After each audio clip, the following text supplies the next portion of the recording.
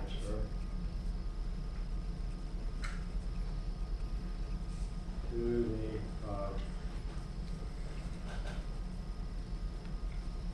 system fluid, which is usually nitrogen and air. So that's the source of their advantages. First, I'll mention a couple of these. I'm just not going to make a study of them. 1876, German engineer Otto invented the engine that allowed us to have automobiles. That was first gasoline engine. And the Otto cycle was a 4-stroke cycle, and most of us are familiar with that, I assume, so I'll just show this little diagram up here. The working fluid is nitrogen. The heat source is burning the fuel using the oxygen in the air. The nitrogen is the working stuff. The oxygen in the air is part of the source of energy. And so here's a chemical reaction, and we know minus delta H right over here is positive because it's an exothermic reaction, and that's equal to the heat flow to the system at the high temperature. The low temperature is ambient again. And so what happens here? We got a piston and a cylinder and some valves, 2 valves and spark plug. On stroke 1, the piston descends, the intake valve is open, it sucks in air from the ambient mixed with fuel. We used to do that by what we call carburation, aspirate the fuel in, and just suck it in, and so you had an explosive mixture right there loaded the piston. These days, most cars use a fuel injection instead of carburation, the same thing. Put in a mixture of air and fuel, close that valve, and second stroke, you dry that piston up fast. And it comes up so fast, the compression happens in such a short time that though it's not adiabatic, it damn near is adiabatic. There's just not time enough for heat flow very far, very much. So we think of that as an adiabatic process. It isn't, but it's near. And because it's adiabatic, what happens to the temperature of that air-gas mixture? It goes up. If we want it to go up, why? Because that's where we're going to inject the heat. And we want to do that as high as temperature we can. As boom, temperature goes up, and then the adder here, the smallest volume in the pistons near the top, the spark plug lights up, and very quickly we'll find out how fast these reactions can go when we do kinetics. But that is blindingly fast. It's an explosion. And the energy, this energy of combustion is released throughout the fluid, and those nitrogen molecules just get kicked around and get crazy, and they're just moving so fast. Pressure rises because they increase in temperature, then drives that piston down. That's power stroke. And it's a kick to whatever it is you're trying to move along. So then after it flashes here, drives down here, the flywheel, the inertia of the mechanism keeps it going past the bottom here, and it starts back up again. The exhaust valve has just opened, and it shoves that hot gas into us out. So here's where the heat goes in, and here's where the waste heat goes out. Pretty simple. So let's let V1 be the volume when the piston's down at the bottom. So that's the volume of the cylinder. And all engines today, you all have cars or scooters, they'll say how many liters or cc's capacity. your engine has. And we talked about this slide. If you look at it. So that's V1. And then when it's up the top and we compress the mixture to maximum amount, we call that V2. That's the compressed volume. And we define the compression ratio as a ratio of V1 over V2. So the compression ratio is bigger than 1.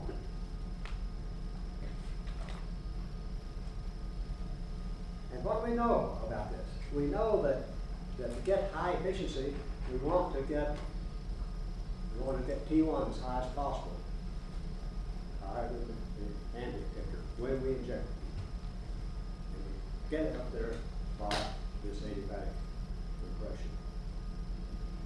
So we want this ratio to be as high as possible. The efficiency is going to be higher than that. Well, we can see pretty much how that works. If we assume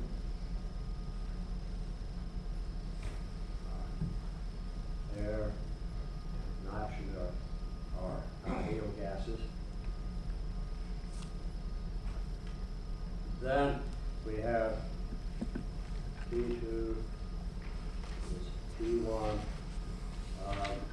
and we know that this goes as V1 over V2 to the gamma minus 1 power.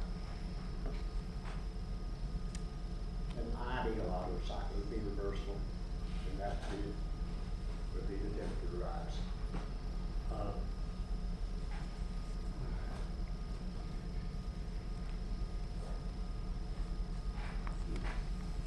So T2, this is the high temperature, and this is the low temperature. And V1 over V2 is R to the n minus 1 power. And we have T low is T ambient. So we say that the efficiency of the Otto cycle cannot exceed pH minus T low over pH. That's what we derived yesterday from thermodynamics. And that is even less than pH. T low here is pH over R to the gamma minus 1 over pH. And so this then boils down to 1 minus 1 over R to the gamma minus 1. And for nitrogen, gamma is 7/5, 1.4. So the efficiency is less than or at most equal to 1 over R to the 0.4 power. That's to get the efficiency high, you want R to be big.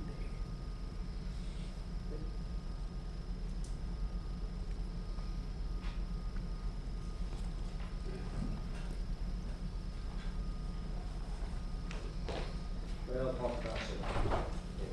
We can plot that.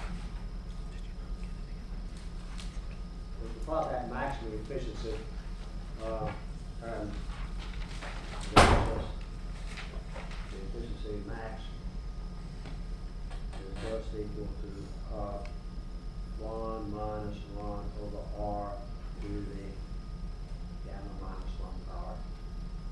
So we can plot that versus R. And looks like. So I've just gone up to a little over 60, about 65%. But you can imagine this going on out and asymptotically reaching 1 out there. R gets very, very high. So I'll mention some specific engines, and also factors on the theoretical maximum efficiencies. So,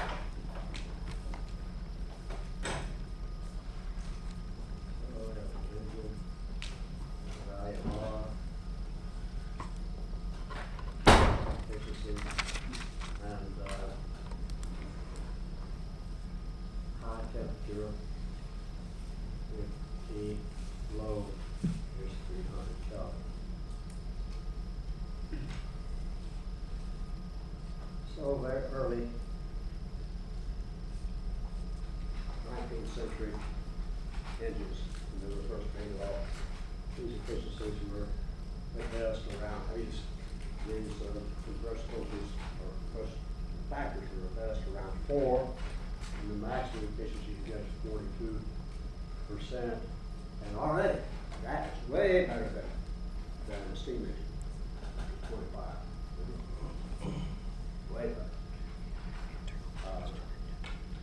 Temperature at the end of that adiabatic compression where the spark sets off the explosion was about 522 Kelvin. Then mechanics improved, the engines improved, and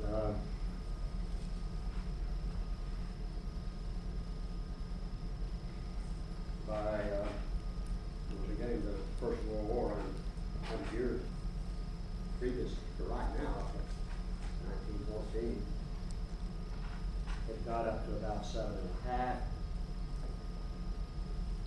and then 55.3%, and the temperatures, of course, the high temperature had to go up to 671 Kelvin.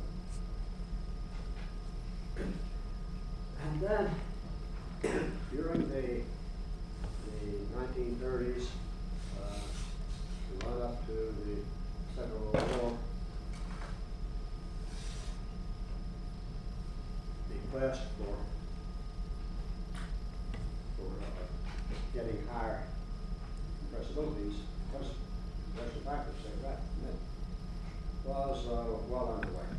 What limited that? Why don't you just make the compression ratio, why don't we make it 10 or 15 or 20? What happens when you compress the gas? Explodes. You get a lot of pressure, right? Yeah. Pressure goes up. And the engine block has to, and the head has to hold that pressure. And that's what limited in that thing, where one could go. So they built stronger engines, but that was another way they ran into. And that is, you're loading this cylinder with an explosive mixture of gasoline and oxygen. And you're adiabatic compressing it so the temperature goes way up. You might get it so hot that you don't need that spark plug and it just blows up. Called pre-ignition on Mach. And you can imagine what happens. You can imagine what happens. This thing's on its way up, and that goes off early, and the shock is driving the mechanism backwards. It just don't like that. That's different. So you couldn't have a higher compression ratio than that which would initiate pre-ignition, initiate the explosion going off early, and try and drive the engine backwards and destroy it. Make it blow up. So during this period, chemists were working on fuel formulations that were less susceptible to knock. And they discovered a harmless little chemical called tetraethyl lead. You imagine methane, you replace all the hydrogen with lead atoms.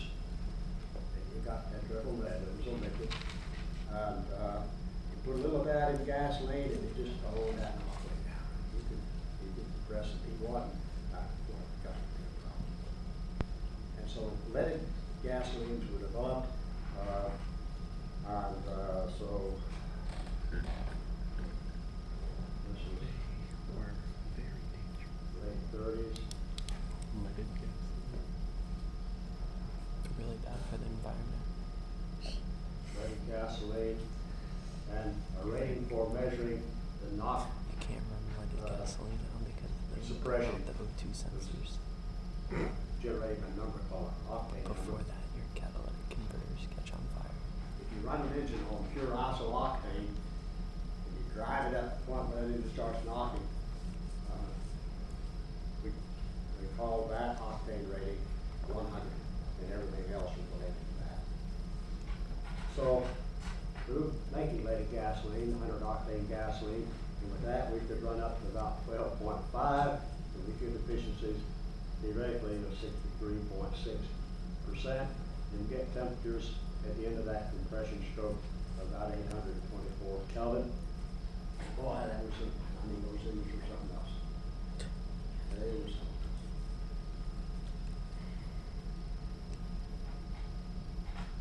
Of course, ultimately, somebody figured out, we're pouring all this lead product out into the atmosphere, probably not the smartest thing we could be doing. Because we didn't raise all the way, laws were passed, we could do that. Except you could still buy leaded gasoline, you could still buy 100 octane gasoline for a particular purpose. Anybody know what that is? It's not race car driving. You can get worse things for that. No, it's for certain aircraft, some small airplanes you see flying around, still require this high octane fuel. And, so they're aviation fuel, that's the stuff we just get from home.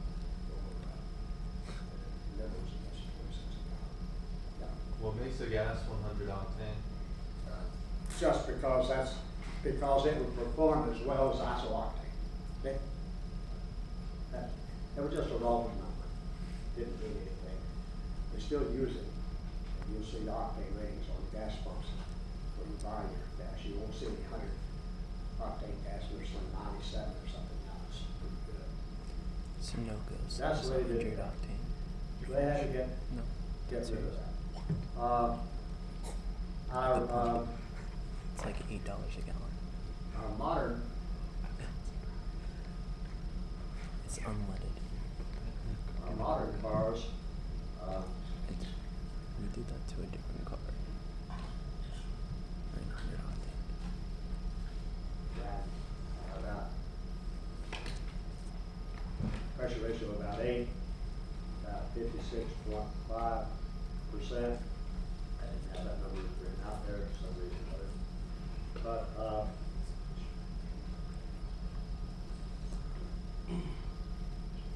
maybe these were the modern cars that didn't use the what we call high test or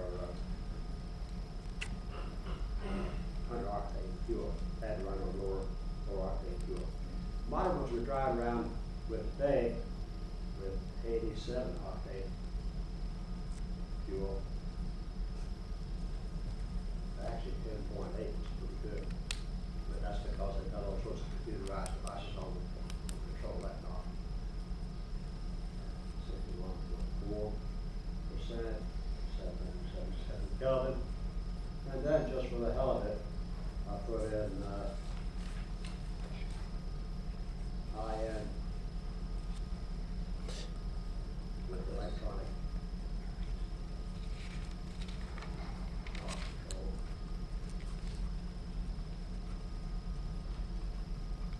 Up to 13, 64.1%, temperature is 862. So those are some typical numbers, and a little bit about the history of this. Here's a chart, this I'm talking about. So here are these early cars with compression ratios around 4, and then we got up to over 7. Then we zoomed all the way up here to this octane gas, which we don't use anymore. And now we're back down to around 10.8 without much electronics and with the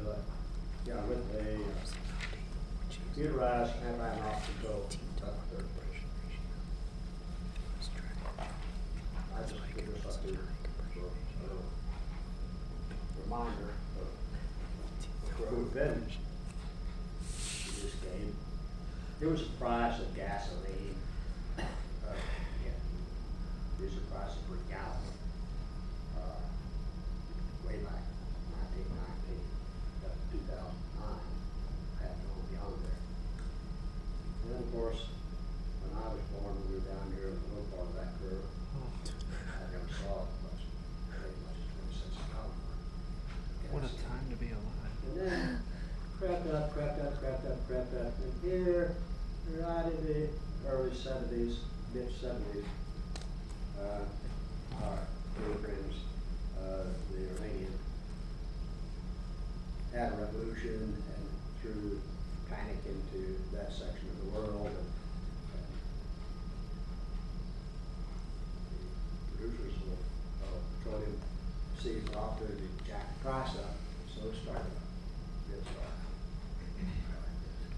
And when they got themselves organized in the late 70s, early 80s, and said, well, we control the economics of gasoline and make a whole ton of money.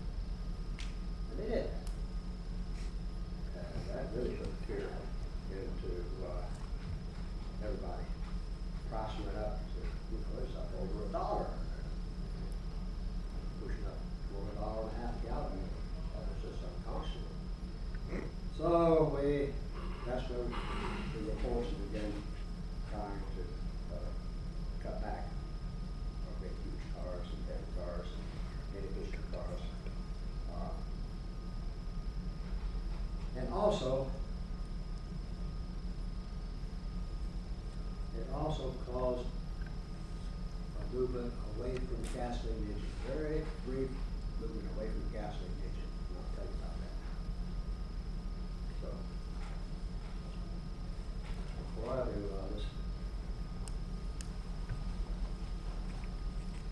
these are numbers here. Firing rate of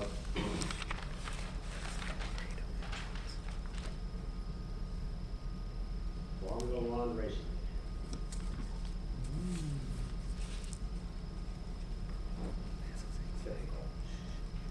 How fast is that track shot curve over? I think Do I like, have an idea? yeah, like 16,000 RPM. Yeah, well, yeah, I got one there, it's 20,000. Cause think about it, that's fast. That's fast. Now, if it's got 8 cylinders, then, that's 333, revolutions per second. And, it's 80,000. This is a firing, 80,000 firing per second. Whoa. That's hard to imagine. On the other hand, my 4-cylinder Mini Cooper,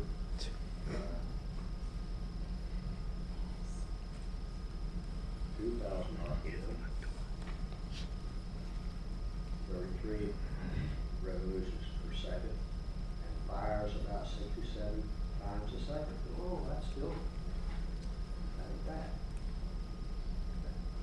So these are marvelous machines that you engineers, mechanical engineers, making gasolines have pretty exciting. The Otto cycle efficiency is less than or equal to at most 1 minus R to the 1 minus gallon hour.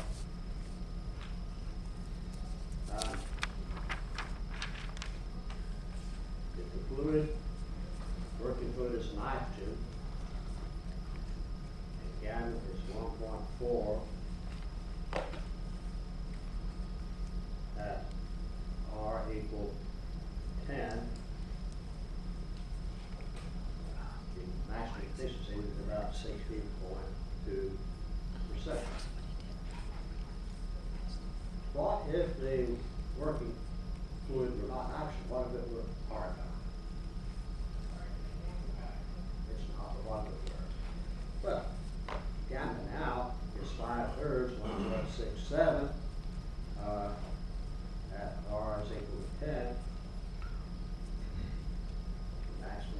efficiency goes up to 78.5%.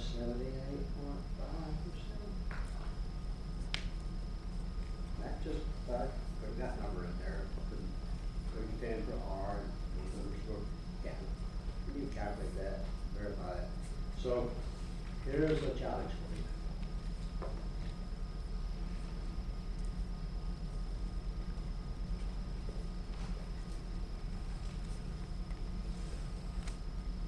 So explain at the molecular level. We have learned everything you need to know to answer that in this class. Get to pay attention. I'll let you get on that now. Go into it. So the gasoline engine.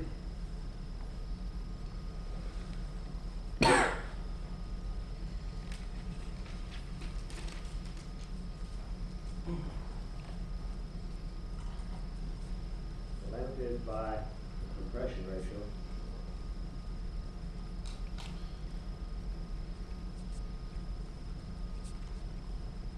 Which itself is limited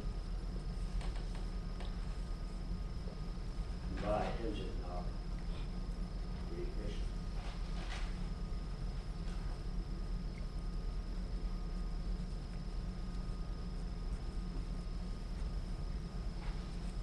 Pre-ignition of the air fuel mixture in the cylinder.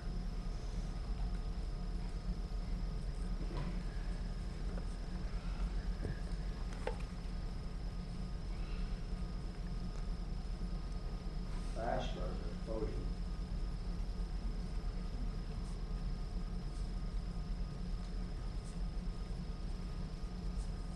Process. At present,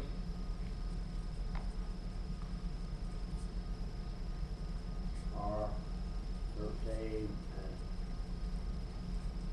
action efficiency around 64%.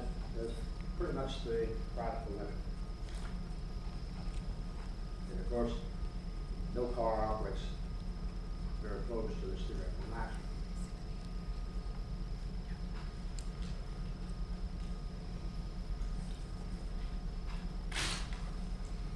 Well, in 1897, Rudolph Diesel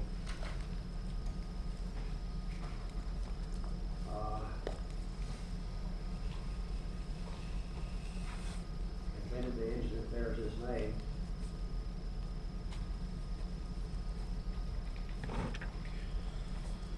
Stover engine.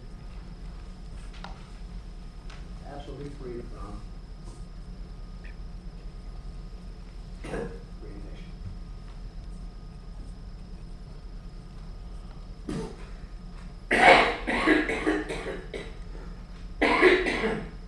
So then, you didn't have to worry about knock. You could drive with compression ratio as high as you still could stand. It make the efficiencies go way the hell up. Now, how does most stuff get moved around in our society, in commerce, trucks, and trains and things? How those things get around? Diesel. In a diesel. How about trains? It's a, Diesel. it's a diesel that drives an electric Pardon? motor. It's a diesel that drives an electric motor That's correct. The diesel engine. generator. Diesel engine generates the work, electric current, to drive electric motors like this. But the conversion of the heat stream, the work stream, is in the diesel engine. And those are pretty big. And then they get heavy. But they got some huge advantages over gasoline engines. The way to do this,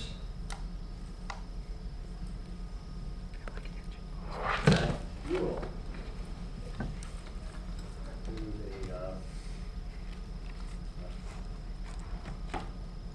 hot air.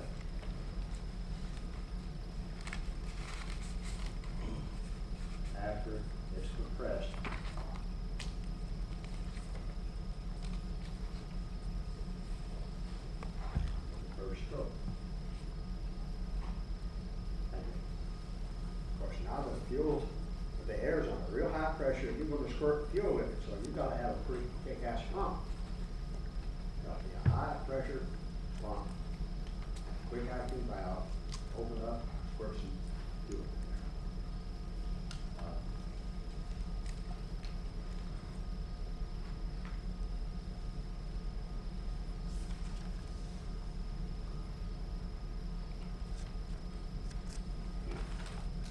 there. Oh.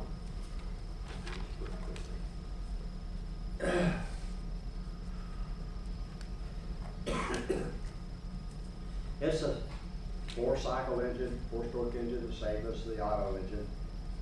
Operates on this kind of cycle right there. Guess I didn't even draw it. Guess I didn't.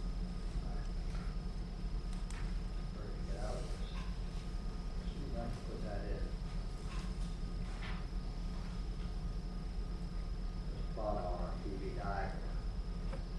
This auto cycle. So here we are, sucking the air and gasoline mixture in. That's stroke one. Now we compress it. That's an 80 bag. No, I can't draw it. You know what this 80 bag curve is like. Like that. That's stroke one this way, stroke two this way. And here's where we start to spark on about that. Pressure jumps way up. Suddenly, impulsively. And then the power stroke goes like this. Now we open the exhaust valve. So this is stroke three. Open the exhaust valve. Come this way, stroke four. And here is the network.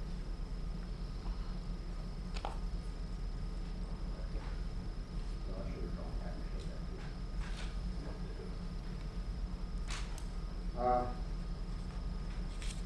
So the diesel engine operates similar.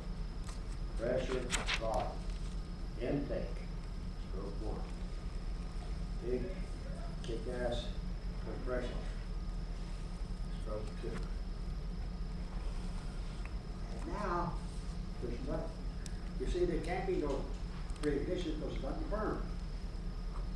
Just air, it's just hot air. Then for a very short period of time, you squirt this fuel. Now that happens very fast, but not as fast as an explosion when you ignite a spark and gasoline air mixture. And this is the time when the heat goes in, when it burns. And then you cut that off, turn that off, and the rising pressure drives this back down. Open the valve. Here's three. And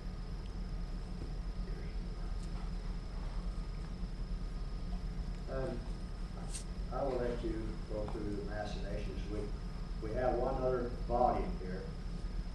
We still have R is V1 over V2.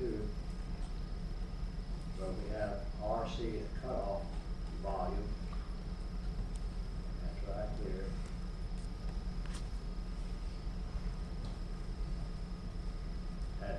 That is at V3. V3 or V1. So in terms of those, we get that the efficiency of the diesel engine is limited to it's always DH minus DL DH. And this comes out to be 1 minus R to 1 minus gamma power. That is the auto gasoline engine efficiency limitation. But there's more on it. RC is gamma power minus 1 over gamma times RC minus 1.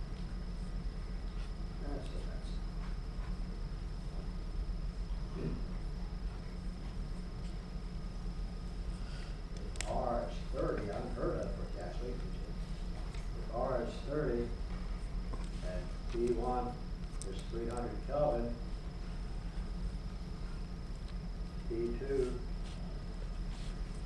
turns out to be 1,170 Kelvin. That's hot. That's hot enough. It is so hot that when you squirt that fuel in, it burns. Not explosively. Very clever.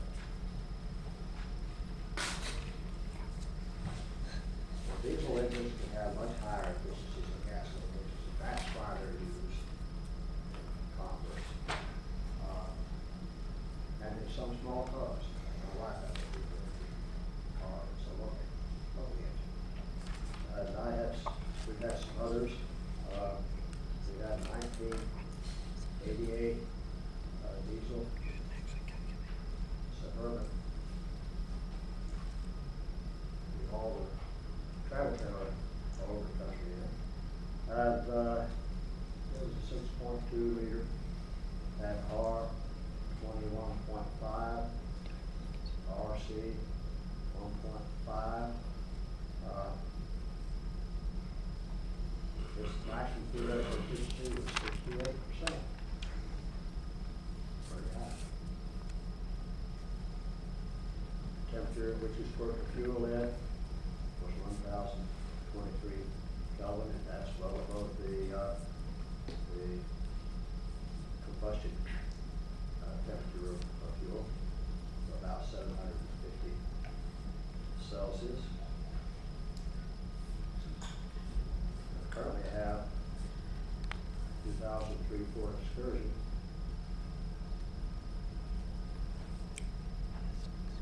Used it for the same purpose. It had RS 18, much smaller. The peacock was just 953 Kelvin. But, you know what? This truck outperformed that one. By a remarkable extent. Any idea how that could be? RC, Huh? RC, R sub C. No, the RCs are comparable. It outperforms it because this truck is turbocharged. See, your working fluid is air, 1 atmosphere. You take it in, air at 1 atmosphere. You compress it, and how much power can you get? Just you can burn that oxygen can be used to burn as much fuel as it will burn. If you can put twice as much air in there, you can burn a lot more fuel and you can get more torque out of your stroke. So that's why you see superchargers, turbochargers on things like these. On my wife's car, turbocharged, I don't like it. It's amazing. Oh, that's probably not how that's done. Let's do a fun thing.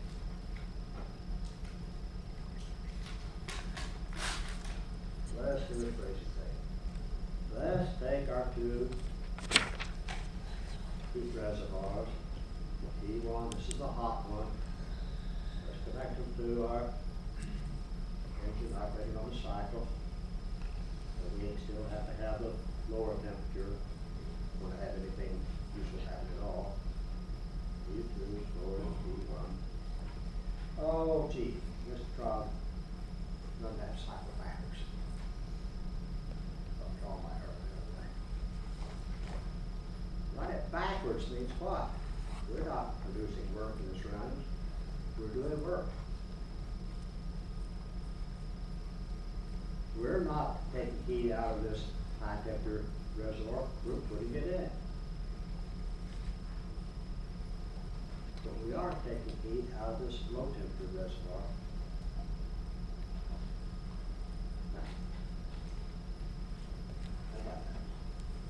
Now, why would we ever want to do a dumb thing like that? Keep food cold. Refrigerator? Hmm?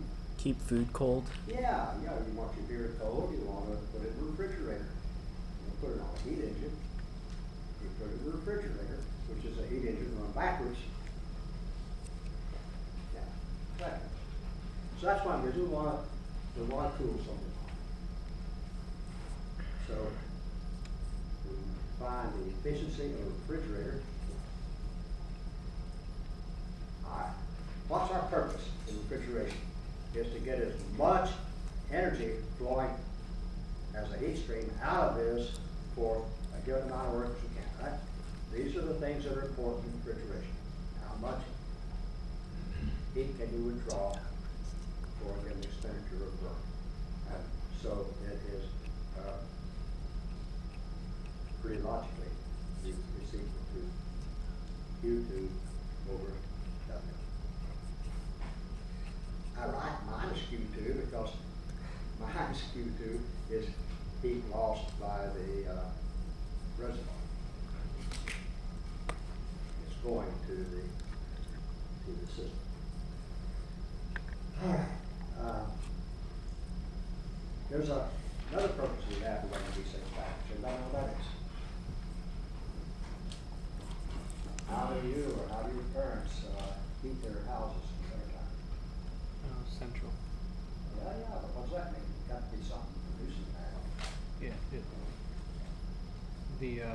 Well, in conventional ways, is to burn natural gas, or burn oil, or burn coal, or burn something, which operates at 100% efficiency. You can get all the heat out of the fire but there's also such things as heat pump. Ever heard of heat pump? Mm-hmm. Heat pump is a heat engine run backwards. And the purpose of a heat pump is to raise the temperature of something above the ambient. Okay? To make the indoors of the house warmer than the outdoors. It's 0 degrees outdoors to make it a nice cozy 70, 75 indoors. Good. So,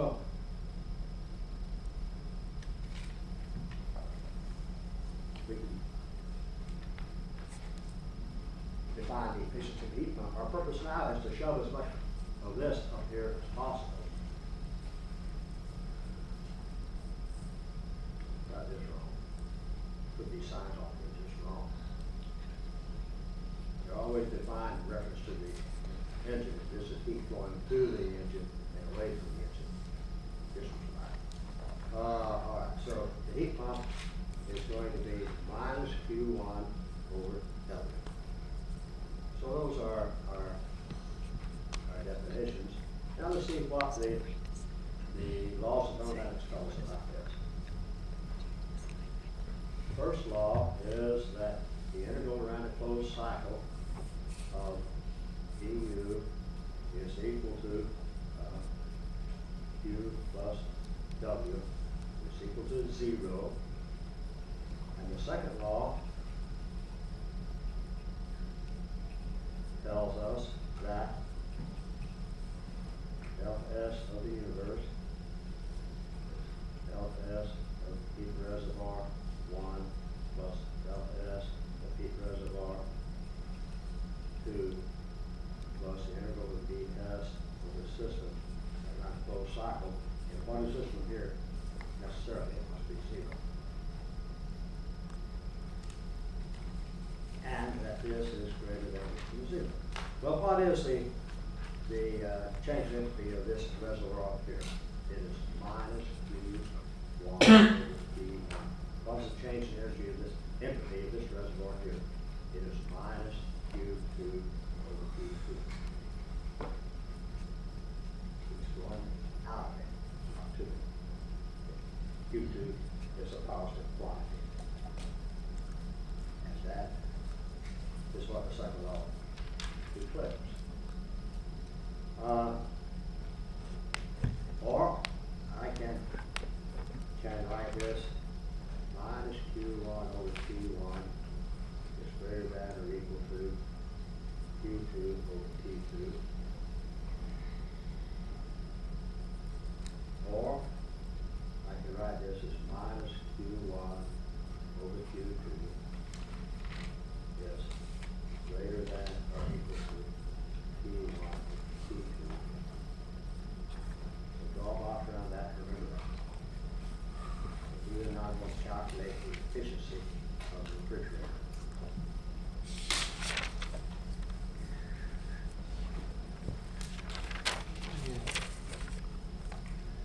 Efficiency of the refrigerator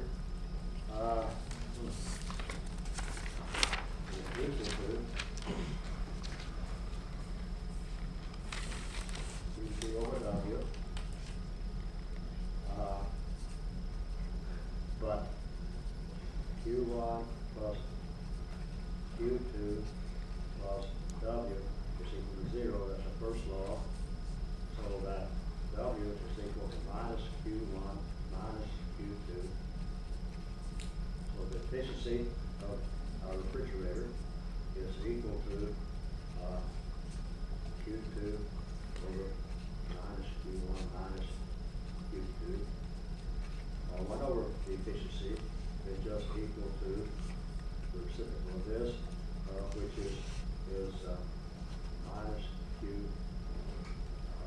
over Q2 minus 1. Solve this for minus Q1 over Q2. That's the term we've saved up here, this inequality. And if we do that, we get that it is equal to 1 over epsilon efficiency plus 1. But this must be greater than or equal to T1 over T2. So that 1 over the efficiency of the refrigerator is greater than or equal to T1 over T2 minus 1. It is greater than or equal to T1 minus T2 over T2. Turn it upside down. The efficiency of the refrigerator must be less than or equal to T2. We lost you. Hang on, all right? We lost you. Yeah, I lost myself. Yes. Yeah, I'm just turning it around and change the sign here, and it is T2.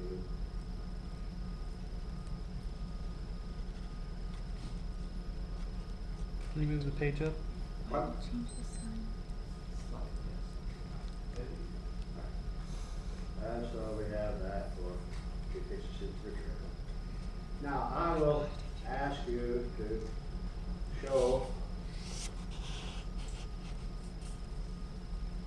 that the efficiency of the heat pump, use the same kind of arguments, which is equal to minus Q1 over W, is less than or equal to T1 over T1 minus T2. So these are very similar. One has T2 in the refrigerator, one has T1. So with those results on hand, let's calculate some efficiencies.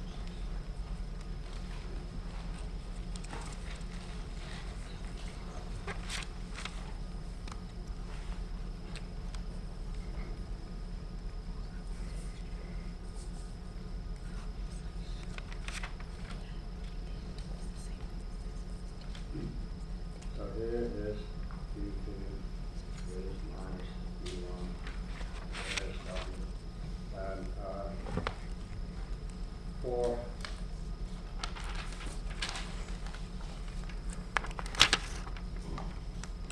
refrigerator, is that equal or less than Q2 over T1 minus Q2 for a heat pump?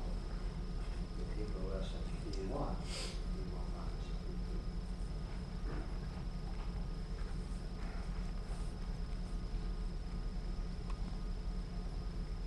For a refrigerator, we will let T2 be minus 10 degrees centigrade, about temperature of the freezer or ice box or refrigerator at home. Which is about 263 Kelvin. We'll let T1 be ambient, and we always choose a round number, 300 Kelvin for that. So the efficiency of that refrigerator cannot exceed 263 over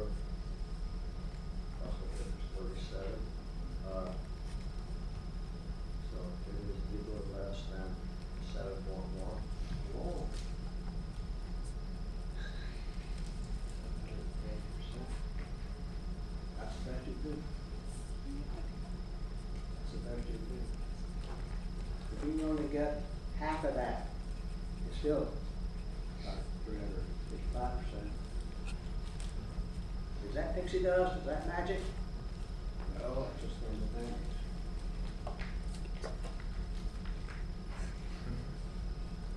That's just thermodynamics. Let's take the heat pump.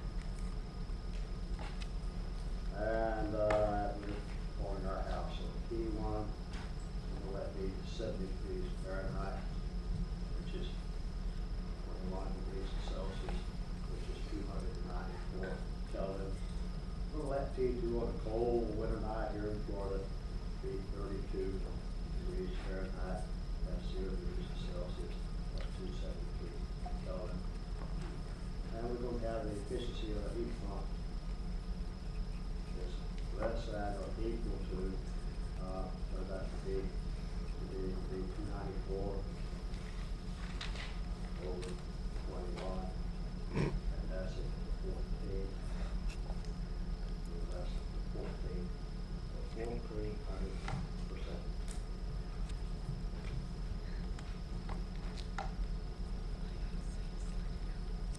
Smoking mirrors? No, it's not. It's not at all. You just nudge it, the energy up from one temperature to another. You're not nudging very far, it's easy to push it.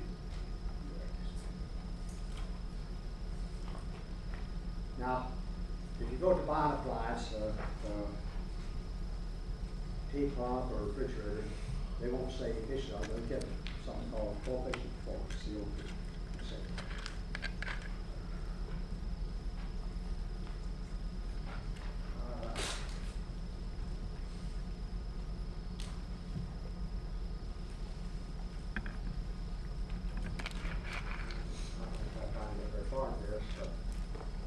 Problems that we said that were not addressed by the first laws, that they did not provide a means of measuring absolute temperatures, only relative temperatures. We measured absolute temperatures by leaning on the kinetic theory and the interpretation of temperature at average kinetic energy. So then we knew that since Z is equal to 1 plus V would be higher. Z is also PV over RT, that PV over R, measuring this as the pressure goes to 0 or the whole body goes to infinity, is just equal to T. So you can measure pressure volume properties of gas and extrapolate to 0 pressure and get Kelvin temperatures. Those are the ones that are not tagged on to some standards as well. But still, intellectually, we're tied to an ideal gas, or we're tied to believe that real gases approach ideality at low pressures. So that's some substance. Be nice to just have a way, just theoretical way to measure temperatures absolutely. And we do psychological standards.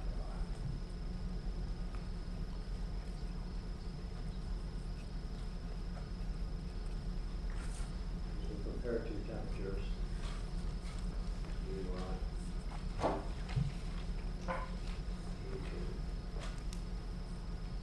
If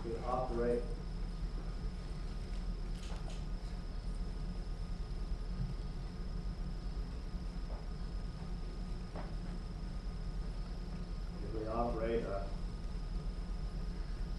heat work transformer heat engine between them, then that efficiency is rated on two temperatures. Okay? But that's the basis for thermodynamic temperature, which of course without having